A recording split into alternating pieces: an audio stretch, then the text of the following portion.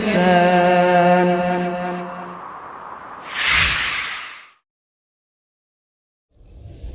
Bismillahirrahmanirrahim. Assalamualaikum warahmatullahi wabarakatuh. Innal hamdalillah nahmaduhu wa nasta'inuhu wa nastaghfiruh wa na'udzu billahi min syururi anfusina wa sayyiati a'malina.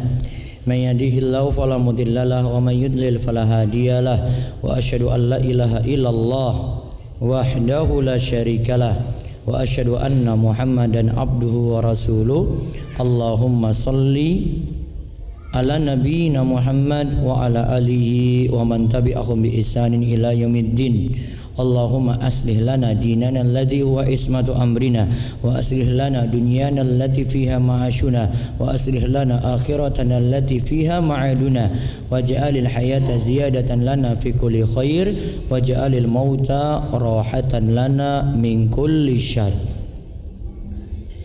Puji syukur kita panjatkan pada Allah. Salawat dan salam semoga tercurah pada Nabi besar kita Muhammad sallallahu alaihi wasallam. Dan mudah-mudahan Allah senantiasa memperbaiki urusan din atau agama kita, memperbaiki juga urusan dunia kita dan juga memperbaiki urusan akhirat kita dan menjadikan kehidupan kita sebagai tambahan dalam kebaikan dan juga kematian sebagai pemutus dari kejelekan-kejelekan yang ada.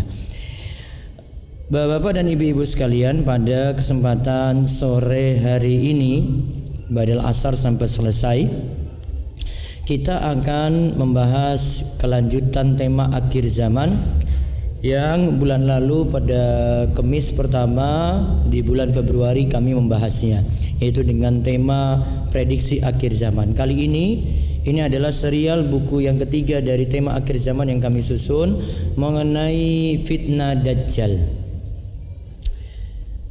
Nanti kita akan bahas beberapa hal tentang Dajjal,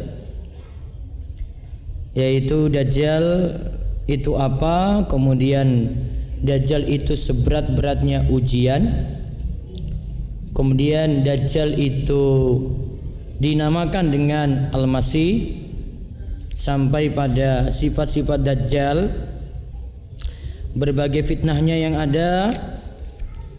Dan Dajjal sudah ada sampai saat ini, namun tempatnya masih rahasia dan belum terjawab. Lalu terakhir mengenai solusi agar selamat dari fitnah Dajjal. Kita awali dengan bahasan apa itu Dajjal. Dajjal secara bahasa di halaman pertama kami sebutkan berarti at-taqtiyah, menutupi.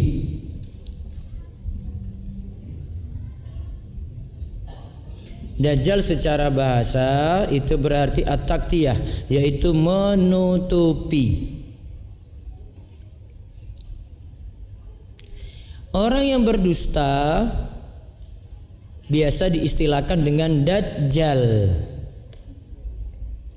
karena dia menutupi kebenaran dengan kebatilan. Ini kebenaran dia ditutup dengan kebatilan. Namun Dajjal yang nanti kita bahas ini bukan Dajjal yang menunjukkan orang yang penipu, pembohong, menutupi kebenaran dengan kebatilan, bukan. Namun yang dibahas di dalam buku ini adalah Dajjal Akbar, Dajjal yang nanti muncul di akhir zaman. Dan kalau kita mempelajari tentang Dajjal, berarti kita sedang mempelajari bagian dari keimanan. Karena Dajjal itu adalah bagian dari tanda-tanda kiamat. Dajjal itu bagian dari tanda-tanda kiamat. Pertemuan sebelumnya kami sudah sebutkan kalau tanda-tanda kiamat itu para ulama ada yang membagi menjadi 4. Ada tanda yang sudah muncul, sudah terjadi, sudah berakhir. Ada tanda yang kedua, tanda yang terus menerus terjadi. Ada tanda kiamat yang ketiga, tanda yang belum terjadi. Nanti akan muncul di akhir zaman. Belum muncul sampai saat ini. Tanda yang keempat, tanda akbar, tanda besar. Ya nanti akan muncul di akhir menjelang kiamat besar itu muncul. Ada berapa tanda tadi? Pertama apa? Tanda yang sudah muncul. Contoh, terbelahnya bulan di masa Nabi Shallallahu Alaihi Wasallam. Contoh lagi, diutusnya Nabi kita Muhammad Sallallahu Alaihi Wasallam. Contoh lagi, malaikat Israfil itu sudah siap-siap untuk meniup sangkakala. Jadi trompetnya itu sudah disiapkan di mulutnya, tinggal disembur saja.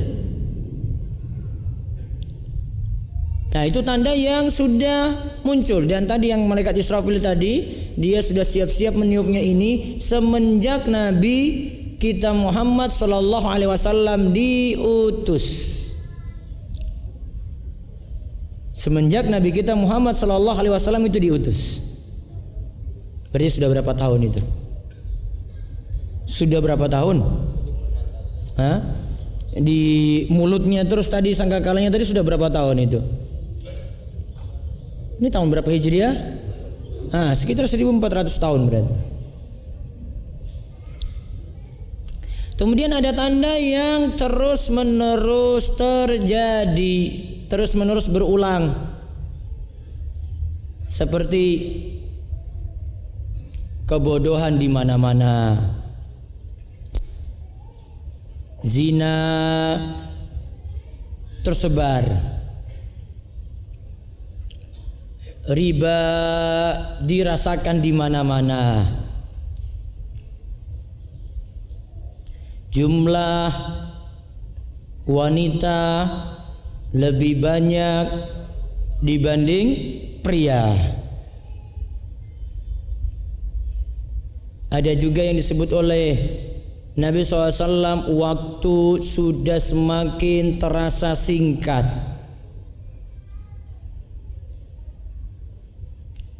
Di antara penjelasannya atau tafsirannya, para ulama itu sebut,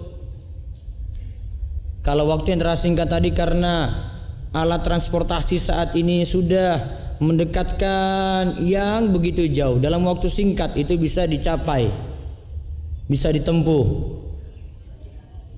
bisa pakai tol dengan cepat, kereta dengan cepat, pesawat itu.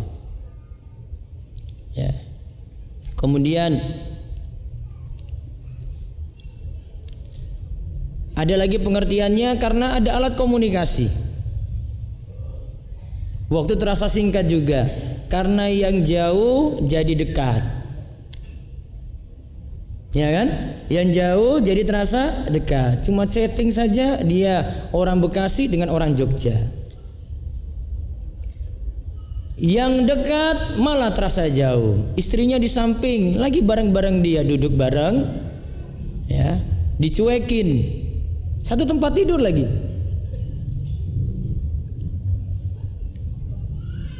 Katanya suaminya selimutan, terus mukanya ada cahaya. Nah, dia cerita itu, malam-malam itu ada cahaya di muka suami saya, Ustaz. Itu lagi buka WhatsApp itu. Itu bukan ada ilmu-ilmu gaib yang dia miliki, bukan. Ini dekatan ini, barengan satu tempat tidur. Ya. Ini hubungi sana, ini hubungi sana. Yang dekat malah terasa jauh. Nah, itu diantara pengertian waktu yang singkat tadi. Samping juga kita rasakan kenyataannya seperti itu. Ada lagi yang ini terus terjadi. Nabi Shallallahu Alaihi Wasallam katakan di dalam hadis Jibril, ketika Jibril itu ditanya, fa akhbirni an amaratiha, kabarkan kepadaku apa saja tanda-tanda kiamat. Nabi SAW jawab apa? Di antaranya, antalidal amatu rabbataha. Seorang budak itu melahirkan majikannya. Di antara pengertiannya kata para ulama ada dua pengertian di sini. Budak melahirkan majikannya. Yang pertama,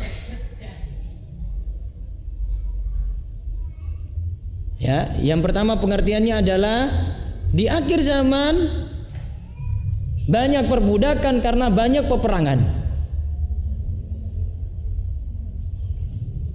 Banyak perbudakan karena banyak peperangan. Sehingga budak banyak itu. Akhirnya ada seorang majikan, dia hubungan dengan budak ini. Karena kalau sudah dimiliki budak tadi itu layaknya pergaulan suami istri. Lantas punya anak. Anak ini dinisbatkan atau dikatakan itu anak majikan tadi, berarti ini majikannya dia. Pengertian yang kedua, antalidal amatu rabbataha. Seorang budak itu melahirkan majikannya. Banyak anak durhaka di akhir zaman. Karena ada anak yang berlagak seperti bos. Bentak-bentak orang tuanya. Nyuruh-nyuruh orang tuanya. Ya, nyuruh-nyuruh orang tuanya. Keadaan yang berkebalikan itu di akhir zaman. Maka dianggap tadi anaknya itu majikannya, nah, orang tua jadi budaknya. Pengertiannya apa berarti? Banyak anak durhaka. Nah, itu namanya tanda yang terus menerus berulang di akhir zaman. Ada lagi tanda ketiga yang belum terjadi. Nanti diantaranya di sini akan disebutkan tentang sebelum kemunculan Dajjal, peristiwa apa yang terjadi. Di antaranya terjadi kemarau yang panjang selama 3 tahun berturut-turut. Baru Dajjal itu keluar. Kemudian tanda yang keempat tadi, tanda akbar, tanda besar, yaitu kalau tanda ini muncul maka kiamat sebentar lagi. Kiamat datang. Tanda besarnya di sini adalah Dajjal yang kita bahas. Kemarin yang kita singgung tentang Imam Mahdi. Ada lagi turunnya Nabi Isa alaihissalam, itu di buku serial kedua dari akhir zaman yang saya tulis. Ada lagi keluarnya sekelompok kaum yang besar. Ketika melewati sebuah telaga yang besar, airnya habis tiba-tiba. Itu yang disebut Ya'juj dan Ma'juj. Ya'juj dan Ma'juj.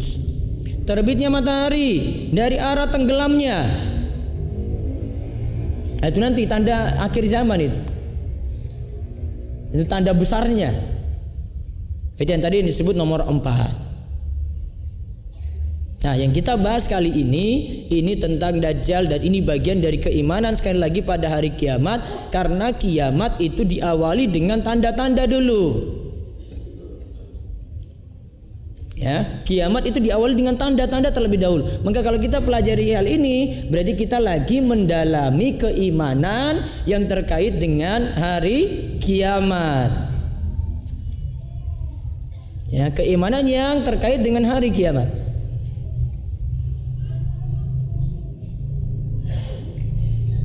Nah, sekarang kita lihat Dajjal itu seberat-beratnya ujian. Di halaman ketiga.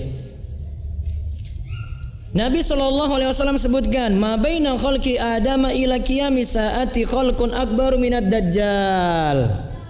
Tidak ada satupun makhluk sejak Adam diciptakan hingga terjadinya kiamat yang fitnahnya atau cobaannya lebih besar dari Dajjal. Ya, ini fitnah yang atau cobaan yang besarnya luar biasa. Dari sejak Nabi Adam itu ada sampai Nabi kita Muhammad SAW itu di masa umatnya. Nah, ini yang paling besar nih Dajjal ini. Juga ada hadis dari Ibnu Umar. Nabi SAW bersabda, inni la unzirukumuhu wa ma min nabiyyin illa anzarahu qaumahu laqad anzara nuhun qaumahu walakinni aqulu lakum fihi qawlan lam yakulhu nabiyyun liqaumihi ta'lamuna annahu a'waru wa annallaha laisa bi'awara. Aku akan menceritakan kepada kalian tentang Dajjal dan tidak ada seorang nabi pun melainkan telah menceritakan tentang Dajjal. Berarti nabi-nabi ceritakan juga tentang Dajjal. Mereka ceritakan kepada kaumnya. Sungguh Nabi Nuh alaihi salam telah mengingatkan kaumnya pula. Akan tapi aku katakan kepada kalian tentang Dajjal tadi yang tidak pernah dikatakan oleh seorang nabi pun kepada kaumnya. Berarti nabi ceritakan juga. Ya, Nabi SAW ceritakan juga. Dan Nabi ceritakan lebih detail. Nabi katakan Dajjal itu buta sebelah matanya, sedangkan Allah sama sekali tidaklah buta. Berarti mata Dajjal berapa? 1 apa 2? Coba dengar kalimatnya itu coba. Ini bahasa Indonesianya paham apa enggak ini? Dajjal itu buta sebelah matanya, sedangkan Allah itu tidaklah buta sebelah. Allah tidaklah buta. Berarti matanya berapa? 2. Bukan 1 mata. Ya, bukan 1 mata. Dan kalau ada simbol 1 mata, bukan simbol Dajjal. Itu bukan simbol Dajjaliyah. Seperti misalnya simbol polisi Saudi itu bukan simbol Dajjal. Atau ada suatu bangunan yang di situ ada mata tengahnya juga, ada simbol sesuatu seperti itu juga bukan simbol Dajjal. Jangan nyatakan itu sebagai simbol, sedangkan Nabi tidak pernah nyatakan itu sebagai simbol. Itu berkata tentang Allah dan tentang Nabi tanpa ilmu. Dusta. Gak boleh kayak begitu. Itu dusta luar biasa. Akhirnya mengkritik sesuatu, atau dia mengkritik suatu bangunan yang ada simbol kayak begini, nggak pakai dalil itu, cuma cok gali cok saja itu, cocok logi. Ya, cuma pakai ilmu cocok logi saja. Nggak ada kayak begitu. Nabi nggak pernah nyatakan kayak gitu. Maka jangan buat-buat tanda itu sebagai tanda Dajjal. Akhirnya nanti sampai kurungan ayam juga itu kena lagi itu. Kurungan ayam kan ada segitiganya tuh. Nah, ayamnya pas itu matanya situ. Nah, itu kan kena. Apa serba salah itu. Ya sudah hapus saja segitiga-segitiga ini. Ya, serba salah orang itu. Makanya orang takut kayak gitu simbol Dajjal. Padahal nggak ada apa-apa. Ngawur itu penilaian nggak ilmiah, penyimpulan dalil nggak masuk akal, nggak ada istimbat penyimpulan hukum dari para ulama kayak gitu, itu nggak ada itu. Cari di pembahasan ulama, mau Imam Nawawi ke Ibnu Hajar ke bahas tentang Dajjal ini, nggak pernah singgung-singgung kayak begitu. Apa mereka nggak paham, orang belakangan yang paham gitu? Kemudian ciri-ciri Dajjal lagi dijelaskan di sini.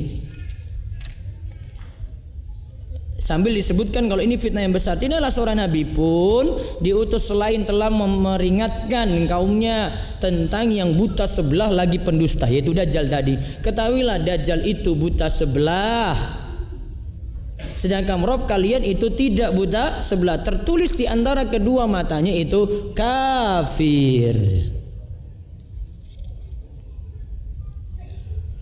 Menunjukkan ya bahwa Dajjal itu bawa fitnah yang luar biasa dan punya tanda-tanda seperti itu. Dan kalau disebutkan tanda seperti ini, ya benar memang di tulisan antara dua matanya itu ada tulisan kafir, dan orang-orang beriman saja yang bisa membacanya. Nanti ada hadis yang menyebutkan tentang ini. Kemudian di halaman ke-7 disebutkan Dajjal itu dinamakan Al-Masih.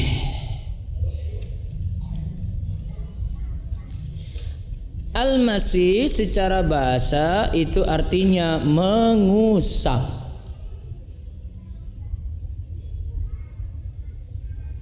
Secara bahasa itu artinya mengusap.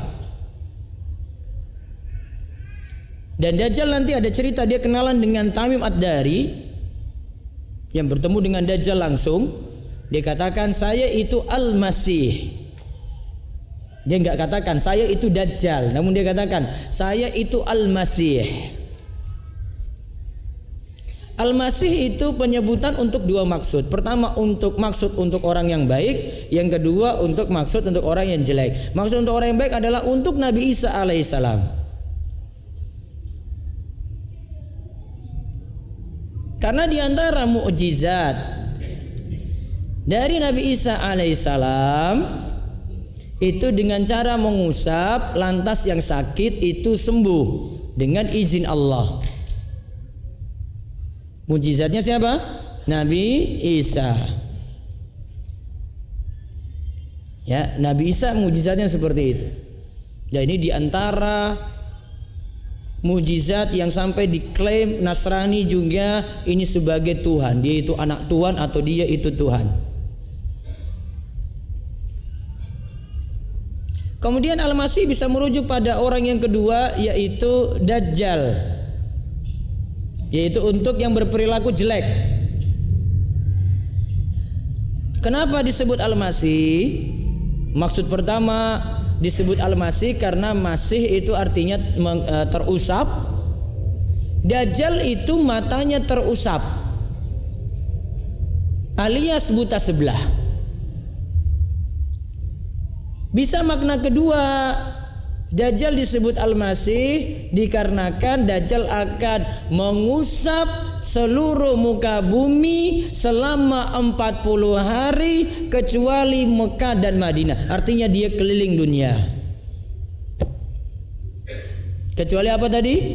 Mekah dan Madinah. Berapa lama mutar? 40 hari.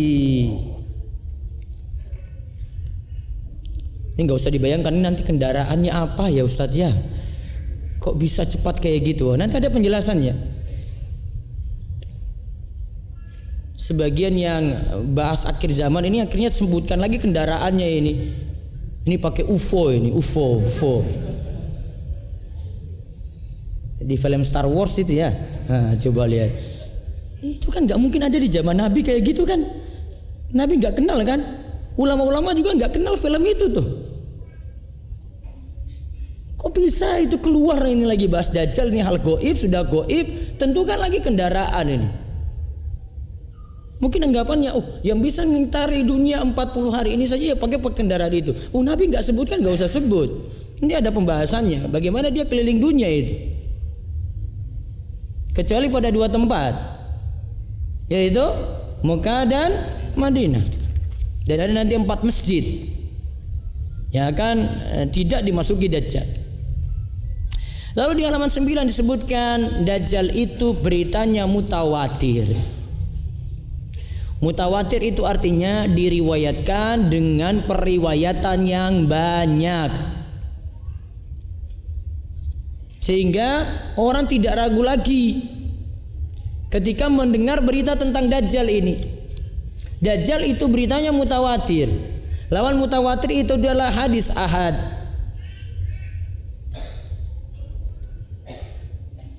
Namun walaupun suatu berita tentang hari kiamat atau tentang Allah dibicarakan tentang masalah akidah, walaupun hadisnya dari ahad, tidak banyak jalur periwayatannya, tetap seorang muslim mesti meyakini. Karena mutawatir ini saja para ulama berisi pendapat. Ini berapa orang yang meriwayatkan? Ada yang katakan 10, ada yang sampai 40. Untuk ini saja masih berselisih.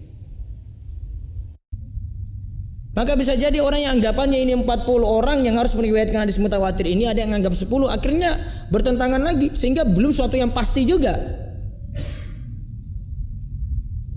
Dan ini cuma alasan saja untuk menolak keyakinan akidah. Padahal seorang muslim nggak boleh seperti itu. Dia tidak boleh milah-milih. Kalau hadisnya itu sahih, sudah dia terima apa adanya. Kalau hadisnya sahih, ya sudah dia terima. Nggak perlu nanti dia bahas wah ini mutawatir atau ahad. Enggak, bukan di situ ranahnya. Kalau itu hadisnya sahih ataupun hasan, pokoknya berita itu dia terima. Mau yang meriwayatkannya itu secara mutawatir ataupun secara ahad. Pokoknya kalau itu masalah akidah dan hadisnya itu sahih, maka diterima oleh seorang muslim. Beda dengan pemahaman Mu'tazilah. Ya, beda dengan pemahaman Mu'tazilah.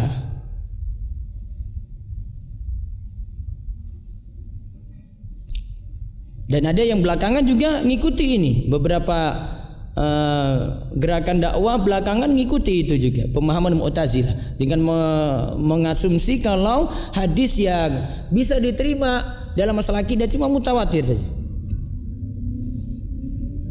Berapa gerakan dakwah pokoknya menerima itu, menerima prinsip Mu'tazilah tadi. Kan sebagian ulama ini klaim orang-orang yang seperti ini namanya neo Mu'tazilah. Ya, Mu'tazilah gaya baru. Ya. Pemikirannya sama. Walaupun dia atas namakan dirinya itu dakwah. Saya berjuang, yang penting berjuang. Namun kalau akidah rusak mau perjuangkan apa? Prinsip saja sudah keliru ini, prinsip fatal ini dalam masalah akidah. Ahlussunnah wal Jamaah tidak meyakini seperti itu. Lalu di halaman ke-11, mengapa berita tentang Dajjal tidak disebutkan dalam Al-Quran? Beberapa ayat walaupun tidak langsung tetap menyimpulkan Dajjal juga ada. Seperti ayat yang menyebutkan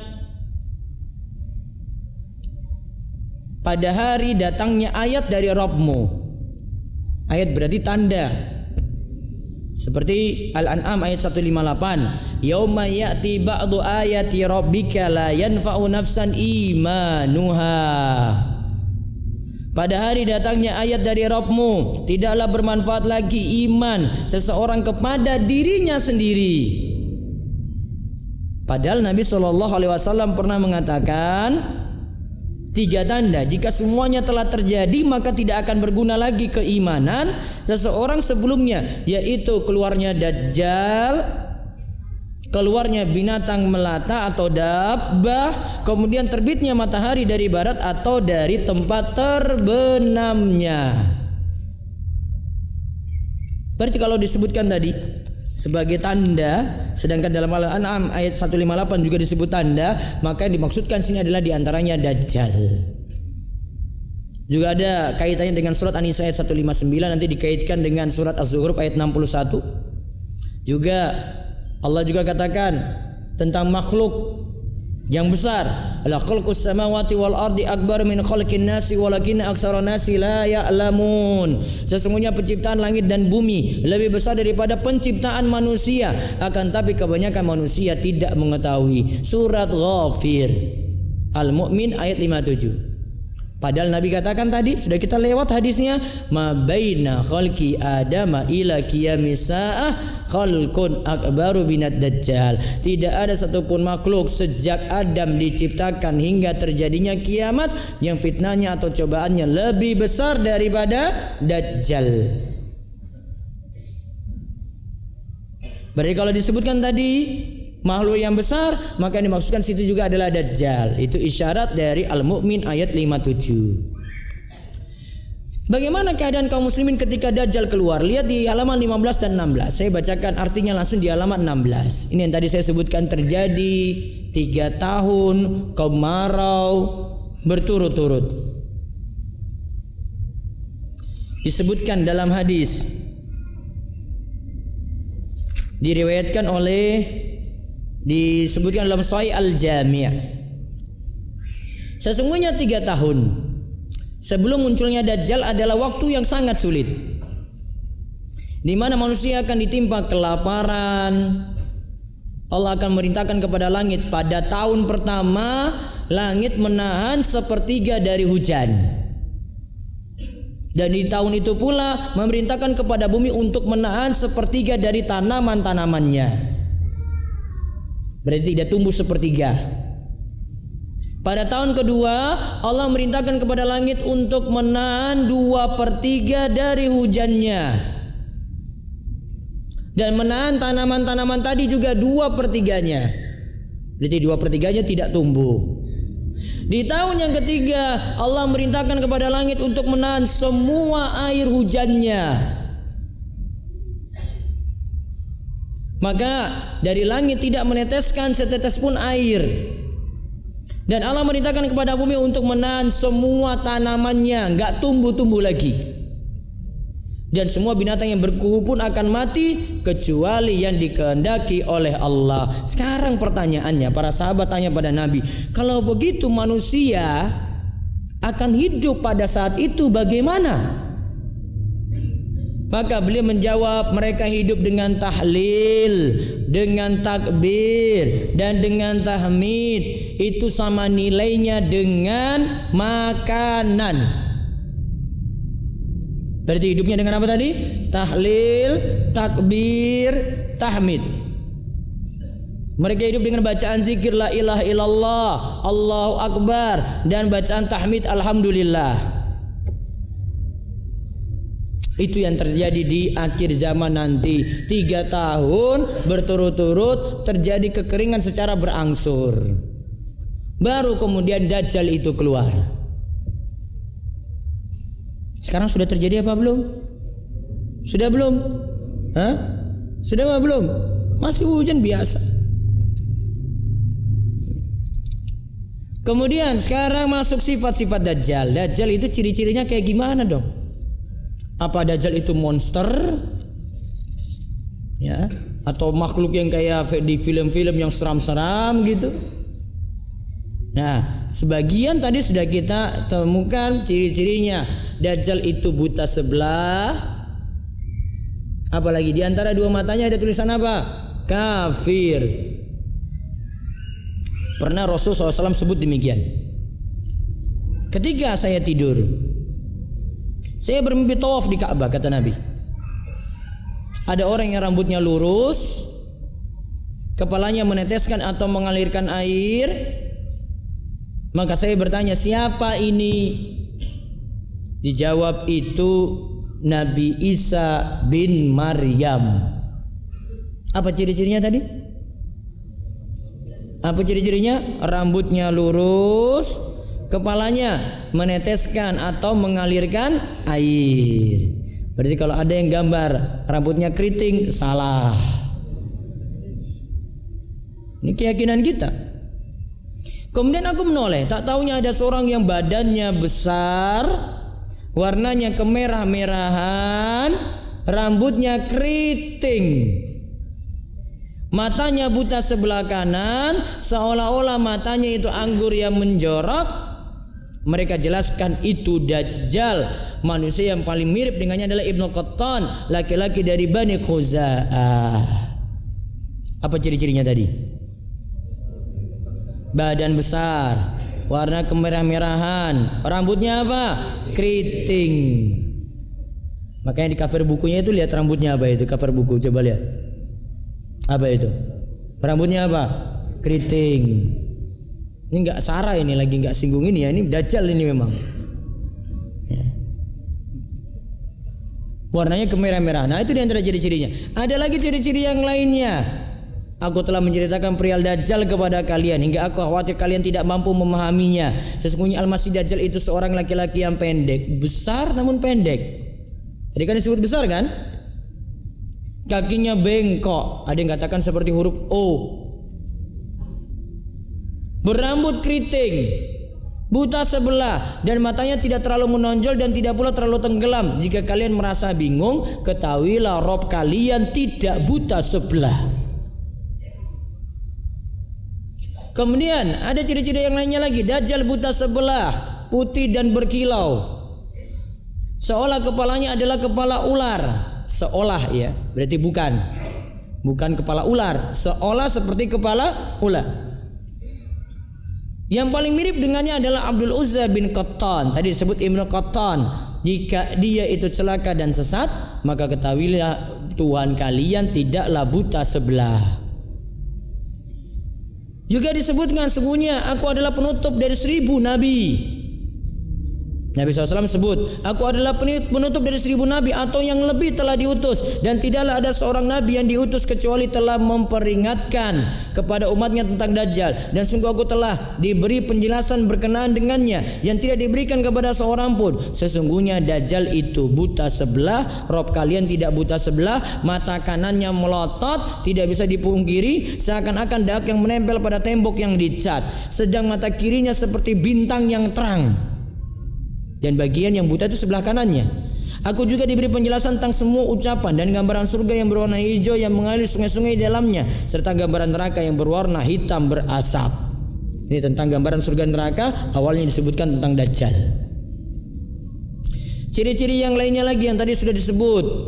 Di antara kedua mata Dajjal tertulis maktubun baina ainai kafir, tertulis kafir. Yakrahu man kariha amalahu au yakrahu kullu mu'minin. Yang bisa membaca tulisan itu adalah setiap orang yang tidak suka pada perbuatan Dajjal, atau yang bisa membacanya adalah setiap orang beriman saja. Yang bisa tahu itu Dajjal hanya orang yang benci padanya dan orang-orang beriman saja. Lalu disebutkan lagi ciri-cirinya, Dajjal itu akim, la yuladu lahu. Dajjal itu mandul, tidak punya keturunan. Nah, karena ada aib-aib dari Dajjal, di halaman 21 disebutkan Dajjal itu penuh aib, tak mungkin jadi Tuhan. Lalu kita lihat sekarang fitnah Dajjal itu kayak bagaimana. Gimana Dajjal keliling dunia yang tadi disebutkan 40 hari lamanya. Halaman 23. Berbagai fitnah Dajjal. Dajjal itu cepat berpindah-pindah di muka bumi. Disebutkan dalam hadis berpindahnya itu nanti kal ghaisi istadat barathu ar-rih, seperti hujan yang diakhiri angin. Kemudian Dajjal akan mengitari seluruh muka bumi kecuali Mekah dan Madinah. Disebutkan dalam hadis, tidak ada suatu negeri pun yang tidak akan dimasuki Dajjal kecuali Mekah dan Madinah. Karena tidak ada satu pintu masuk dari pintu-pintu gerbangnya kecuali ada para malaikat yang berbaris menjaga Mekah dan Madinah tadi. Kemudian Madinah akan berguncang sebanyak 3 kali sehingga Allah mengeluarkan orang-orang kafir dan munafik dari Mekah dan Madinah. Berarti orang-orang kafir dan munafik akan keluar dari situ. Maka menunjukkan bukan selamat dari Dajjal itu mesti tinggal di Mekah dan Madinah. Pengaruhnya di sini adalah punya iman atau tidak. Kalau tidak punya iman bisa jadi pengikut Dajjal. Kemudian yang kedua, Dajjal akan memberikan ujian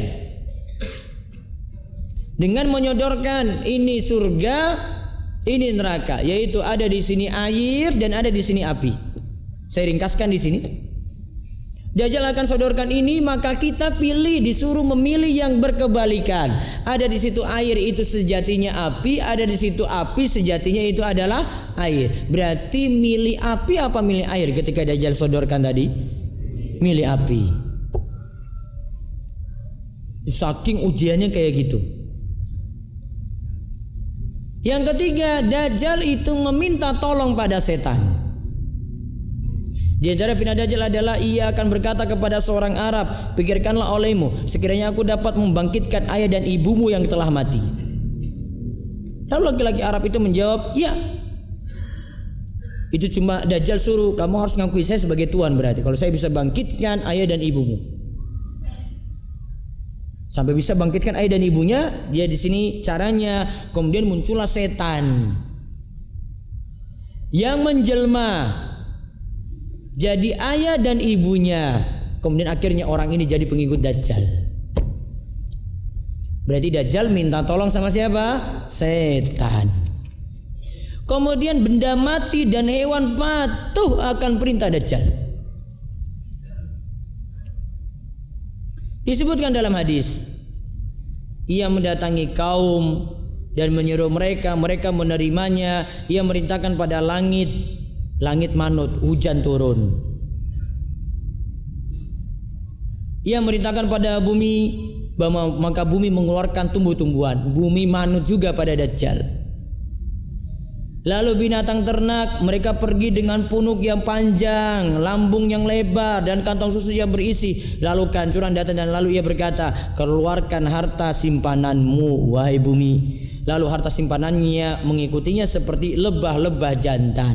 Lihat, langit pun manut pada Dajjal, bumi juga demikian.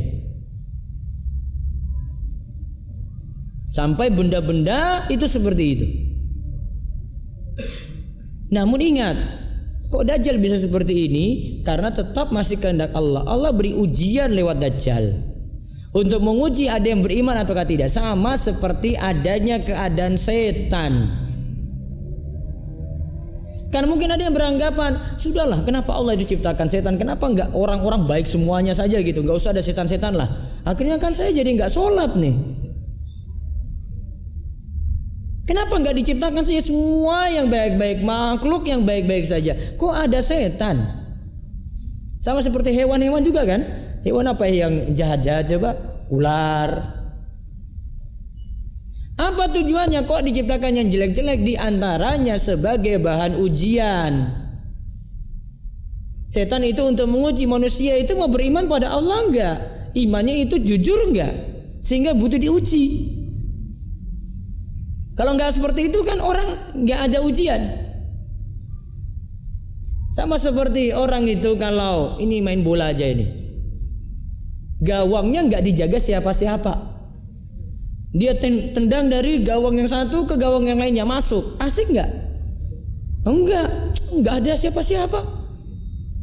Kipernya nggak ada. Iya masuk, namun masuknya nggak enjoy. Nggak asik masuknya. Masuknya gampang, nggak ada yang jaga. Walaupun kamu pakai tendangan pisang juga masuk juga bisa, namun nggak ada yang jaga. Beda kalau ada backnya di situ, ya kan? Ada kipernya di situ. Sudah lolos nih, dia dari backnya itu maju, bawa bola sampai ke depan, diputar semuanya sampai ngegolin itu. Kan punya nilai luar biasa itu. Dibandingkan cuma masukkan bola saya dalam gawang. Ada ujian dulu. Asiknya di situ. Maka ada makhluk yang jahat, kok ada Dajjal yang fitnahnya luar biasa. Ya juga tujuannya kayak gitu, untuk menguji mana yang beriman, mana yang tidak. Maka kita juga dalam kehidupan di sini ada ujian, ada musibah, ada nikmat gitu, silih berganti. Maka ketika dapat ujian musibah sabar, ketika dapat nikmat kemudian kita bersyukur. Maka Nabi SAW sebutkan keadaan semua orang beriman itu baik. Dan itu cuma didapati, saya kata Nabi, hanya pada orang beriman saja, tidak didapati pada selainnya. Ada ujian, ada musibah, dia sabar. Ada nikmat, dia itu bersyukur. Kemudian yang kelima, fitnah Dajjal lagi. Dajjal itu akan membunuh seorang pemuda. Coba kita lihat kisahnya di halaman 29. Dajjal muncul, lalu seorang dari kalangan kaum mukminin menuju ke arahnya. Lalu bala tentara Dajjal yang bersenjata menemuinya. Mereka bertanya, mau kemana? Mukmin itu menjawab, hendak ke orang yang muncul itu. Mereka bertanya, apa kau tidak beriman ada Tuhan kami yaitu Dajjal? Mukmin itu menjawab, Rob kami tidaklah samar. Ya, ma bi rabbina khafaun. Rob kami tidak samar kayak gitu. Kalau memang nyata ya nyata, ada. Rob kami itu ada. Mereka berkata, bunuh dia, bunuh pemuda ini. Lalu mereka saling berkata satu sama lain, bukankah Tuhan kita melarang kalian membunuh seorang pun selain dia? Mereka membawanya menuju Dajjal. Saat orang mukmin melihatnya, ia berkata, wahai sekalian manusia, ini adalah Dajjal yang pernah disebut oleh Rasulullah Sallallahu Alaihi Wasallam. Lalu Dajjal memerintahkan agar dibelah pemuda ini. Ia berkata, ambil dan belahlah dia. Kemudian punggung dan perutnya dipenuhi pukulan. Lalu Dajjal bertanya, apa kau tidak beriman padaku? Mukmin itu menjawab, kau adalah Al-Masih si pendusta.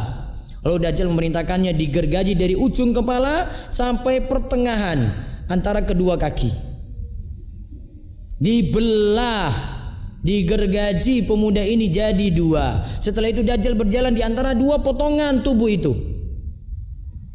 Jadi dia sudah dibelah jadi dua kan? Dajjal melewati dua potongan itu. Lalu Dajjal perintahkan, berdiri.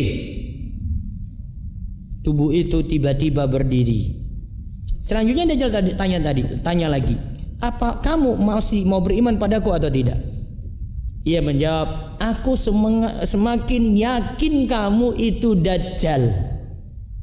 Setelah itu Dajjal itu berkata, wahai sekalian manusia, sungguhnya tidak ada seorang pun yang dilakukan seperti ini setelahku.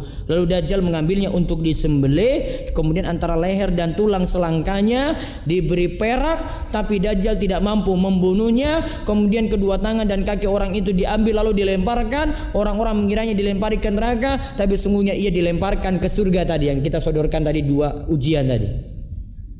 Setelah itu Rasulullah SAW bersabda, dia adalah manusia yang kesaksiannya paling agung di sisi Rabb seluruh alam. Ingat sifat pemuda ini, orang yang bertauhid dan tahu itu Dajjal, dan tahu bagaimana jeleknya Dajjal. Namun sebagian yang bahas tentang akhir zaman sudah mengklaim pemudanya itu ada saat ini. Bahkan sudah mengatakan kalau ada pemuda ini sudah muncul dan dia itu ngaku kalau dia nanti akan dibunuh Dajjal. Gimana, sudah lahir langsung sudah tahu nanti Dajjal nanti akan bunuh saya. Cerita macam apa lagi? Klaim ini adalah sudah diketahui lagi.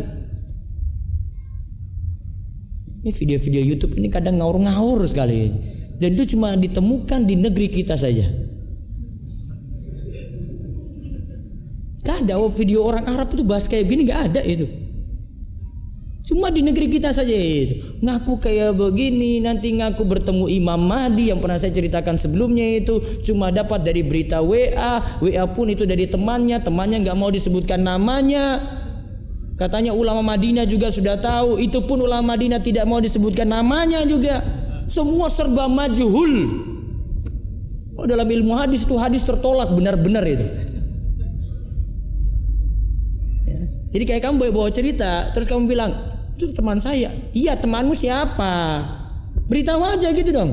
Jangan tutup-tutupi. Enggak, ini teman saya. Kita kan gak yakin, temanmu siapa?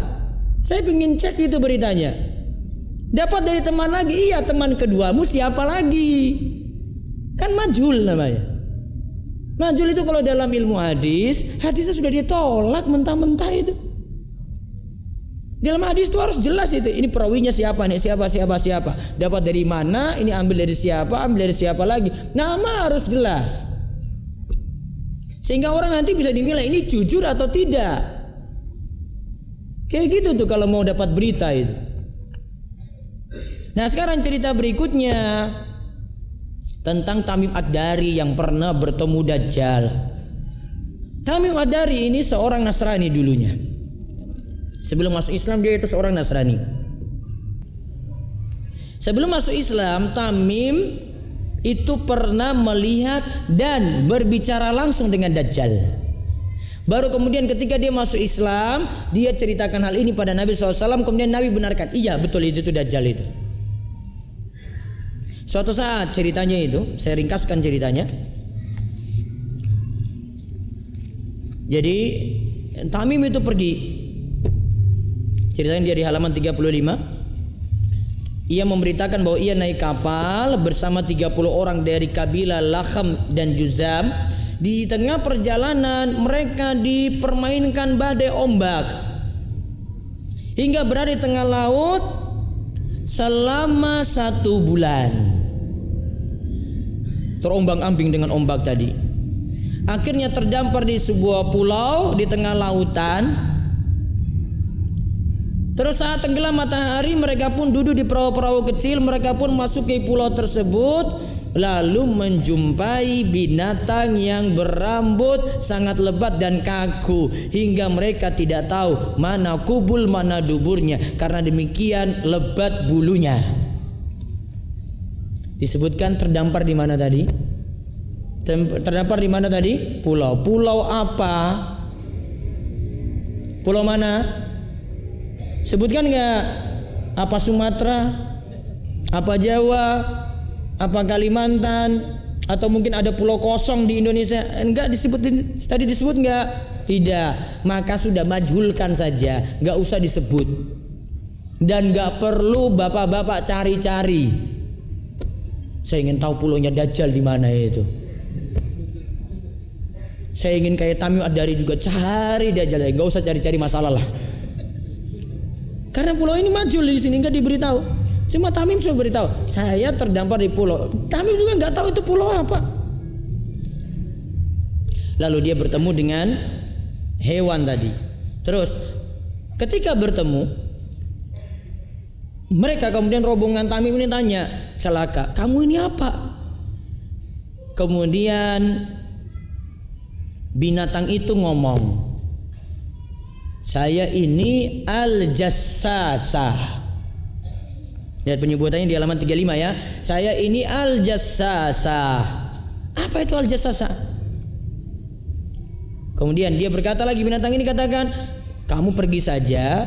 Ada seorang laki-laki itu yang ada di rumah ibadah itu, sungguhnya ia sangat merindukan berita kalian. Sudah, pergi ke sana.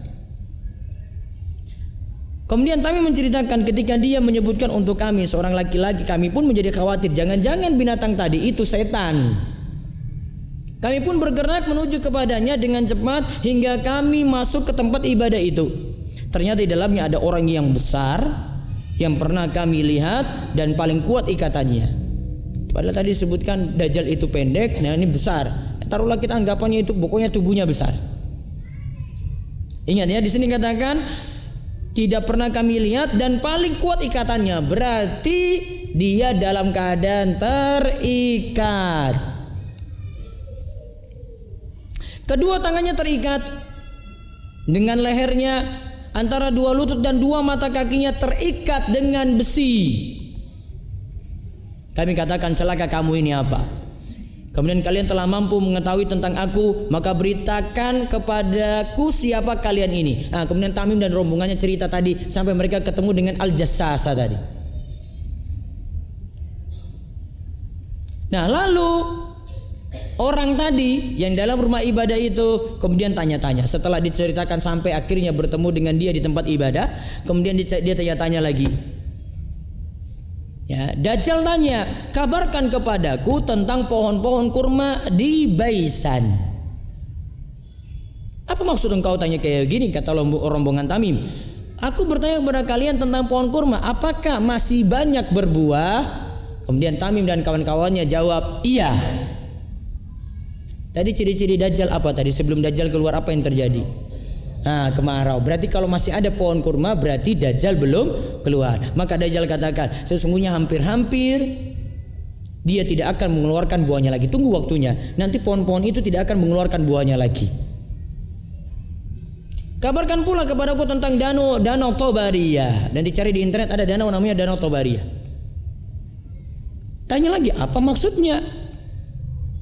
Dajjal bilang, apa masih ada airnya? Mereka jawab, saat ini danau tersebut airnya masih banyak, masih melimpah ruah. Kemudian mereka tanya lagi tentang air Zugar. Ya, si Dajjal itu tanya tentang air Zugar. Airnya dikatakan masih deras.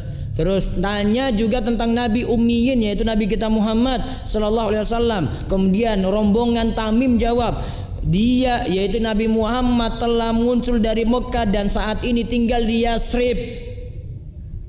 Yasrib itu nama lain dari kota Madinah. Apakah orang Arab memeranginya? Iya.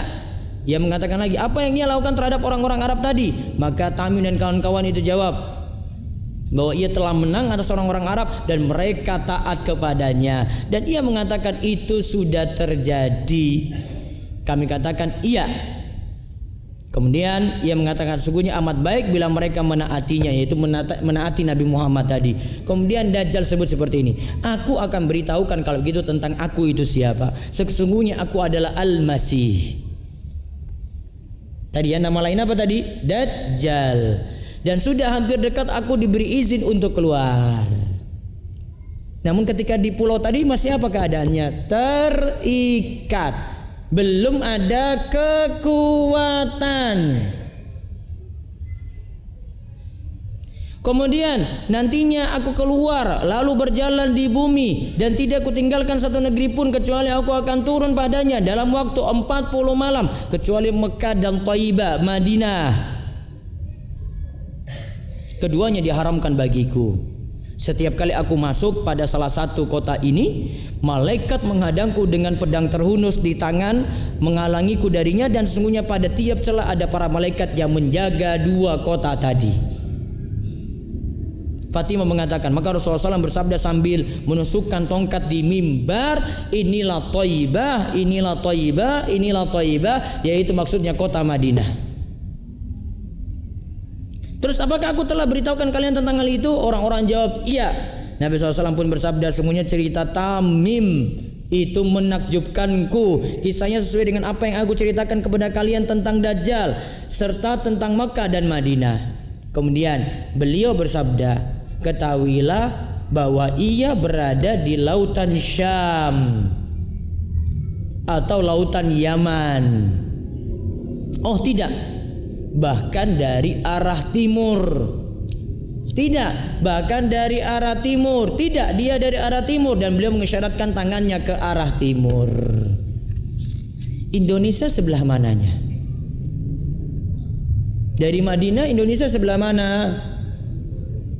Bapak-bapak, takut ya? Indonesia Tenggara toh. Timur nggak pas. Jangan takut dulu. Ini pikiran Indonesia ini, jangan-jangan ini timur nih. Karena dalam pembahasan selanjutnya di halaman 41 disebutkan Dajjal keluar dari arah timur, yaitu dari negeri Persia, Khurasan. Gak usah khawatir. Ini kalau ada yang klaim kok Dajjal itu macam-macam dari tempat-tempat tertentu, wah ini dalilnya ini. Dan kalau ada yang mengklaim Dajjal itu keluar dari segitiga Bermuda, itu ngawur sekali. Hoax luar biasa. Dan itu mengatasnamakan Nabi juga tanpa dalil. Dusta atas nama Nabi SAW beda dengan berdusta atas nama manusia biasa. Tentu lebih dosa ini. Maka dikatakan dalam hadis Abu Bakar Siddiq, Nabi SAW katakan Dajjal itu keluar dari sebelah timur, yaitu disebut Khurasan. Dajjal akan diikuti oleh kaum yang wajah mereka seperti tameng yang dilapisi kulit. Namun kemunculan Dajjal baru terlihat ketika ia sampai di suatu tempat antara Irak dan Syam. Karena dalam hadis Nawas disebutkan Dajjal itu keluar di antara Syam dan Irak. Dia lantas merusak kanan dan kiri. Wahai para hamba Allah, tetap teguhlah. Kemudian Dajjal akan keluar dari Yahudia Asbahan. Dan 70.000 orang Yahudi akan jadi pengikut Dajjal. Dari Anas bin Malik radhiyallahu anhu, Rasulullah SAW bersabda, Dajjal akan keluar dari Yahudia Asbahan. Dan 70.000 orang Yahudi yang memakai mahkota akan jadi pengikut Dajjal. Berarti di antara pengikut Dajjal adalah orang-orang Yahudi. Lalu di halaman 43 disebutkan Dajjal tidak akan masuk Mekah dan Madinah. Seperti kita jelaskan tadi, karena ada malaikat yang jaga di pintu-pintu antara Mekah dan Madinah tadi. Terus nomor halaman 45, Dajjal tidak akan memasuki 4 masjid. Di sini disebutkan Masjid Ka'bah, Masjidil Haram, Masjid Rasul, Masjid Nabawi, Masjidil Aqsa dan Masjid At-Tur. Masjid At-Tur Allah alam, saya belum tahu di mana. Lalu berapa lama Dajjal di muka bumi? Tadi berapa lama? Keliling berapa lama tadi? 40 hari. Ceritanya di sini, 40 hari itu di mana satu harinya seperti setahun. Satu harinya lagi seperti kasyahrin, seperti sebulan. Satu harinya lagi seperti satu Jumat, Jumat ke Jumat, berarti satu pekan. Hari-hari yang lain seperti hari-hari biasa. Maka sahabat tanya pada Rasul, "Fazalikal yaum alladzi kasanatin at-takfina fi sholatu yaumin?" Apakah tadi yang waktu lamanya selama setahun tadi? Padahal rasanya tadi dikatakan itu waktu sehari, namun rasanya seperti setahun. Berarti kami sholat cuma satu hari saja, padahal lamanya ini seperti setahun. Namun Nabi katakan, la uqduru lau qadrahu. Perkirakan kamu sholat tuh biasanya waktunya bagaimana? Nah, tetapkan kayak gitu juga. Jadi kalau subuh itu jam sekian, ya tetap sholat kayak gitu. Zuhur jam sekian, tetap jam segitu. Walaupun mungkin matahari itu nggak terbit-terbit, nggak tenggelam-tenggelam gitu. Bisa jadi seperti itu. Lalu siapa yang jadi pengikut Dajjal? Disebutkan di halaman 49. Dajjal itu pengikutnya adalah orang Yahudi, ada juga orang non-Arab, ada juga bangsa Turk. Kemudian ada juga orang Arab itu sendiri, dan juga ada wanita. Maka nanti ada di akhir zaman, ada laki-laki yang tarik ibunya, tarik istrinya dan saudara perempuannya, kemudian ngikat di rumah, biar perempuan-perempuan ini tidak keluar jadi pengikut Dajjal. Saking segitunya jaga si perempuan di akhir zaman. Sekarang bagaimana supaya terhindar dari fitnah Dajjal? Pertama, tadi seperti yang kita ceritakan tentang pemuda berpegang teguh dengan ajaran Islam, bertauhid. Lihat di halaman 56 yang kedua, berlindung pada Allah dari fitnah Dajjal. Kita bisa baca dalam solat, Allahumma inni a'udzubika min adzabi jahannam wa min adzabil qabri wa min fitnatil mahya wal mamat wa min syarri fitnatil masihid dajjal. Rutinkan itu doa perlindungan dari fitnah Dajjal. Terus yang ketiga, menghafal surat Al-Kahfi. Berapa ayat? Surat Al-Kahfi berapa ayat? Saya lagi sebut ini hafal surat Al-Kahfi, bukan hafal 10 ayat. Jangan senang dulu. Gampang Ustaz, 10 ayat aja. Ada hadis yang sebutkan keutamaan hafalkan 10 ayat pertama. Ada hadis yang sebutkan hafalkan 10 ayat terakhir. Ya sudah sekalian aja. 110 ayat. Wah Ustaz berat. Ya kayak gitu aja baca tiap Jumat aja bisa hafal kok. Itu paling bagus. Atau rutinkan kan surat Al-Kahfi ini bisa dirutinkan pada malam Jumat atau hari Jumat. Malam, dari malam Jumatnya pada maghrib, sudah masuk maghrib sudah bisa baca sampai hari Jumatnya juga. Kemudian solusi yang keempat, menjauh dari Dajjal. Kata Nabi, barang siapa mendengar kemunculan Dajjal, maka menjauhlah darinya. Suruh menjauh, jangan dekat-dekat. Jangan pamer-pamer sama Dajjal. Oh kamu Dajjal ya? Coba lihat kalimat selanjutnya ini ya. Demi Allah, ada seseorang, ya, dia itu mendatangi Dajjal. Wa huwa yasibu annahu mu'minun. Dia itu ngaku atau dia itu merasa saya itu orang mukmin. Alias saya itu imannya kuat.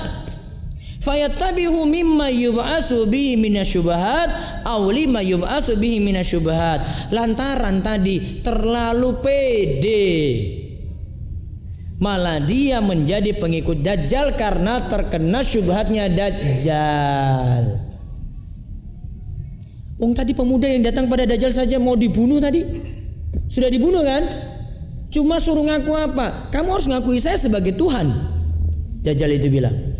Gak mau kamu kok kayak gitu. Dajjal akhirnya belah tadi kan. Pemuda ini jadi berapa? 2 bagian. Lewat 2 belahan tadi, kemudian hidup lagi itu si pemuda. Kamu masih nggak ngaku saya sebagai Tuhan?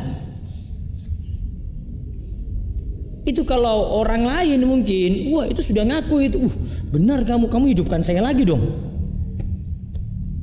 Orang yang terlalu pede kayak begini, ini tanda bahwasanya dia tidak serahkan hidayah itu pada Allah. Pelajarannya adalah jangan terlalu percaya pada diri sendiri. Kalau saya bisa selamat, iman saya kuat, iman saya itu kokoh. Karena Nabi kita Muhammad SAW sendiri masih meminta petunjuk pada Allah. Nabi kan yang baca doa, Allahumma musharrifal qulub, sharrif qulubana ala ta'atik. Saya baca doa itu. Nabi Muhammad, ya Allah yang maha membolak-balikan hatiku. Siapa yang bilang Nabi Muhammad itu bisa sesat? Namun Nabi masih baca doa ini. Nabi baca lagi, Allahumma inni as'alukal huda wat tuqa wal afaf wal ghina. Ya Allah berikanlah saya itu petunjuk dalam ilmu dan amal. Siapa yang masih meragukan Nabi tidak di atas ilmu dan tidak di atas amal? Nabi seperti itu masih berdoa, Allahumma inni as'alukal huda wat tuqa wal afaf wal ghina. Maka orang tidak boleh itu bergantung, oh saya itu nanti bisa selamat. Saya sudah banyak ngaji. Saya sudah ngaji 20 tahun. Itu pun tidak ada jaminan sampai dengan Dajjal sekalipun. Mau yakinkan dia itu bisa selamat, enggak bisa. Maka jangan terlalu pede, jangan terlalu percaya diri atas hidayah yang diterima saat ini. Allah yang maha membolak-balikan hati. Jadi ini sekarang ngaji, boleh jadi besok itu sudah berubah. Bukan karena Nabi SAW itu ada mengatakan dalam hadis, ada orang beriman di pagi harinya, kafir di sore harinya. Dan sebaliknya, hidayah di tangan Allah. Maka banyak-banyak mohon pada Allah. Sebagaimana Nabi masih minta petunjuk, masih minta dibolak-balikan hati, tetap di atas iman itu, tetap di atas ketaatan. Maka kalau ada Dajjal, bukan mendekat, namun apa? Menjauh. Kemudian kematian Dajjal nantinya di tangan Nabi Isa alaihissalam. Di halaman 63 saya sebutkan salah satu hadisnya. Jika Dajjal telah keluar, kata Nabi, dan saya masih hidup, maka saya akan membela dan menjaga kalian. Tetapi Dajjal keluar sesudahku. Hadis peninggal Nabi SAW. Sesungguhnya Rabb kalian tidaklah buta dan Dajjal itu akan keluar di Yahudi Asbahan hingga datang ke Madinah dan turun di tepinya yang mana Madinah pada waktu itu memiliki 7 pintu. Pada setiap pintu terdapat malaikat yang menjaga, lalu akan keluar menuju kepada Dajjal. Adalah sejelek-jelek penduduk Madinah hingga ke Syam, tepat di kota Palestina di pintu Lut. Abu Daud berkata, hingga Dajjal datang tiba di Palestina di pintu Lut. Lalu Isa alaihissalam turun, lalu membunuh Dajjal. Kemudian Isa alaihissalam tinggal di bumi selama 40 tahun setelah itu, setelah bunuh Dajjal tadi, dan menjadi imam yang adil dan hakim yang adil. Kesimpulan beberapa catatan tentang Dajjal, lihat di halaman pembahasan terakhir, halaman 65. Simbol-simbol Dajjaliyah, misalnya klaim segitiga dan di tengah-tengahnya ada mata satu, itu simbol-simbol yang kita tidak bisa pastikan itu simbol Dajjal. Kedua, ada sahabat yang sudah bertemu dengan Dajjal. Siapa tadi? Tamim Ad-Dari. Kemudian Dajjal akan muncul dari arah timur, dari daerah Khurasan bersama 70.000 orang Yahudi. Kemudian tidak ada dalil yang menyatakan kalau Dajjal itu tinggal di segitiga Bermuda. Tadi pulau kita tidak pastikan pulaunya itu di mana. Maka jangan klaim satu tempat di muka bumi ini sebagai tempatnya Dajjal. Kecuali tadi yang Nabi SAW sebutkan. Yang kelima, saat ini Dajjal sedang terbelenggu, masih berupa ikatan. Kekuatannya itu belum ada, masih diikat. Kekuatannya nanti ada ketika sudah waktunya dia keluar. Kemudian yang keenam, Dajjal itu bermata dua, bukan satu, tetapi salah satu matanya cacat atau buta. Terus yang ketujuh, Dajjal itu kadang kita sebut sebagai sifat dari para pembohong. Maka yang biasa bohong, biasanya orang sebut Dajjal kamu. Ya. Mungkin suaminya tukar bohong sama istrinya sebut, memang Dajjal ya suami saya ya. Bilang pergi, ternyata bohong dia. Sifat. Namun bukan menyebut Dajjal benaran. Sama seperti kalau ada orang punya sifat iblis dan setan, kita sebut, ih setan dia ya. Setan gak dia? Enggak, sifat. Maka ada orang itu kita sebut kayak gitu juga, ih Dajjal dia ya. Bukan lagi menunjukkan sifat. Sifat apa? Pembohong. Maka dalam periwayatan hadis ada beberapa perawi yang masalah tukang bohong disebut Dajjal itu. Ya, boleh disebut seperti itu. Namun kalau kita kaji tentang Dajjal yang di sini, ini Dajjal besar yang nantinya muncul di akhir zaman. Wallahu a'lam bishawab. Itu seputar Dajjal. Mudah-mudahan semakin meningkatkan keimanan kita pada Allah. Apakah jika bertemu ular kita harus membunuhnya? Kalau berbahaya saja, walaupun ular itu hewan fasik dan diperintahkan untuk dibunuh. Ustadz, mohon penjelasan tentang orang yang dikira Dajjal tadi Ibnu Qattan ya. Cuma dijelaskan mukanya seperti itu, namun bukan dipastikan kalau Ibnu Qattan ini Dajjal. Bagaimana hukumnya bercanda dengan nama Dajjal seperti anak Dajjal 10? Apakah termasuk dosa? Baiknya tidak, mudah-mudahan untuk itu. Cuma menunjukkan sifat saja. Namun kalimat seperti ini tidak keluar ya, kecuali kalau urgen saja. Bagaimana melazimi doa berlindung dari fitnah Dajjal, sedangkan kemunculan Dajjal masih sangat lama munculnya? Siapa bilang lama? Dekat. Ya, dekatnya relatif. Ya, tetap meminta perlindungan seperti ini kita tetap baca. Sebab di samping kita semakin yakin tentang kiamat, juga biar sifat-sifat yang nanti akan muncul ya tidak kita dapati. Dan kemungkinan umur kita tidak sampai masa itu. Boleh jadi nanti malaikat Israfil lebih disegerakan niup dan Dajjal segera keluar, boleh jadi. Kita nggak tahu. Ustadz, saya sedang ta'aruf dengan seorang akhwat, tapi dia bilang dia seorang aktivis dakwah, sebuah lembaga yang sudah dibubarkan pemerintah. Ya. Apakah harus saya lanjutkan atau tidak ta'aruf ini? Timbang-timbang. Itu yang saya tadi bilang. Di antara sifatnya adalah neo mu'tazilah. Ya, neo mu'tazilah. Mu'tazilah gaya baru. Ketika Nabi Isa dikuburkan oleh kaum muslimin, apa yang selanjutnya terjadi? Wallahu a'lam. Saya belum tahu cerita selanjutnya. Namun tadi disebutkan setelah bunuh Dajjal, Nabi Isa hidup berapa tahun? 40 tahun. Nah, 40 tahun ini masih berselisih juga. Ada penafsirannya. Bisa lihat nanti di buku saya, Turunnya Nabi Isa. Jadi buku ini bisa dapatkan di internet juga. Kalau tidak mau versi cetaknya, ada di internet, bisa download sendiri. Yang penting punya paket aja lah.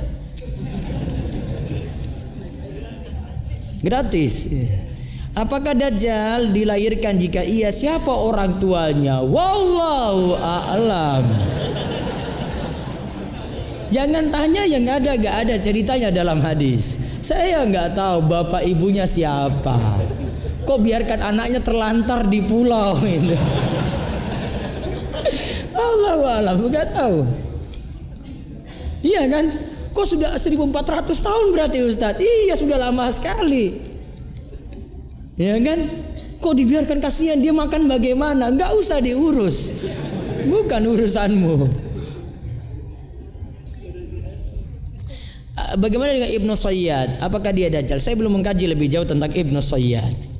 Apakah termasuk tanda akhir zaman terjadinya pembantaian orang Islam dan banyak terjadi peperangan antar negara? Iya, sebagaimana tadi cerita tentang banyak perbudakan tadi, kan nanti akan terjadi banyak peperangan di akhir zaman.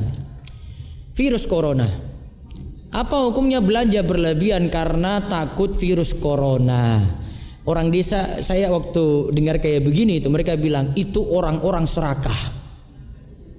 Kenapa serakah? Orang-orang miskin nggak pernah kayak gitu belanja besar-besaran karena nggak punya. Kan cuma orang-orang kaya yang mampu kan beli borong kayak gitu kan. Mbok beli gitu kasih orang miskin gitu loh. Orang miskin mana yang mau pergi masuk supermarket kemudian borong-borong kayak gitu? Ada? Gak ada, dia cuma lihat aja. Ini orang-orang serakah bener yang gak pernah mikir kami ya. Dia cuma egois mikir dirinya sendiri yang selamat nantinya ya. Gak usah terlalu berlebihan kayak begitu itu loh. Saya yakin ini cuma beberapa hari aja ini. Sebelum saya ngisi Sabtu ini saya tanya sama panitia, Bu, itu kok Jakarta kok mencekam banget ya? Saya jadi ngisi atau tidak gitu. Saya bukan nggak mau terbang, namun saya cuma tanya, ini mau nggak? Jangan-jangan nanti orang-orang pada khawatir sehingga nggak mau datang kajian gitu loh. Bu, santai aja nyikapinya biasa gitu. Ya lakukannya sebab-sebab yang logis saja masuk akal gitu. Kau usah terlalu mencekam, ya. Itu pun ada terjadi dengan takdir. Tetap kita lakukan usaha. Namun kalau kena dan itu kita nanti mungkin di antara orang yang kena itu ya sudah takdir Allah. Ya, itu sudah jadi takdir Allah itu. Namun kalau peluang ada orang yang mengidap ini, peluangnya kan enggak terlalu besar, ya. Cuma 2% saja ya nanti mengalami kematian. Sebenarnya ada sesuatu yang sama juga. Namun punya peluang besar itu untuk mati sampai 68 sampai 70%, yaitu dari rokok. Orang lebih khawatir pada corona padahal rokok itu peluang matinya lebih besar. Coba tanya sama pakar kesehatan itu, coba lihat. Dari pengidap rokok itu yang mati berapa persen? Ini kena juga belum, ini ngidapnya sudah bertahun-tahun belum tobat-tobat. Nggak sadar itu juga gitu loh. Padahal corona itu penyakit dari pernapasan juga. Perokok lebih besar peluangnya itu daripada yang tidak merokok. Iya kan? Penyakit pernapasan itu. Mudah-mudahan jadi tobat gitu kalau penyakit ini datang. Ya, kalau ini ada, mudah-mudahan orang jadi sadar itu. Akhirnya sekarang orang berburu-buru untuk itu. Harusnya kan kita persiapkan iman. Kalau orang beriman pasti menyikapinya berbeda. Orang ngaji tentu penyikapannya juga berbeda. Orang yang punya ilmu juga penyikapannya itu berbeda dengan orang yang biasa. Ya. Wallahu a'lam bishawab. Ini yang bisa kita bahas di kesempatan sore hari ini. Mudah-mudahan manfaat. Dan insyaallah saya akan ketemu lagi pada Kamis pertama untuk bulan April biiznillah. Demikian kita cukupkan dan kita tutup dengan doa kafaratul majlis. Subhanakallahumma bihamdika asyhadu alla ilaha illa anta astaghfiruka wa atubu ilaik. Assalamualaikum warahmatullahi wabarakatuh.